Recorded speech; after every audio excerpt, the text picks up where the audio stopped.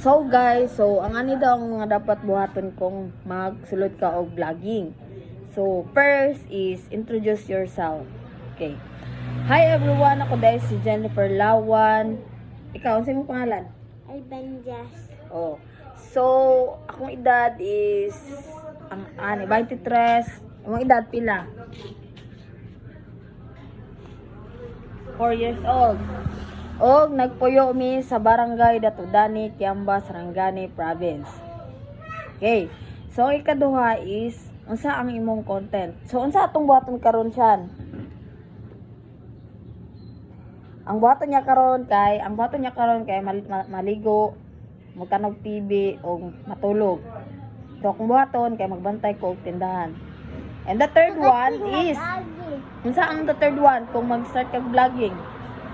Unsa ang the third one? Mag-share sa imong gipang buhat. O human nag-unsa man ka, man makagligo, nag-unsa man ka sa imong pagligo? Ay sabon. Oh. Nagsabon human imong sabon. Ligo.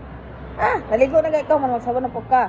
Kasi tita, so ako kay magbantay kog tindahan, so mag-share na pud ka about sa unsa ang mga nahitabo sa tindahan.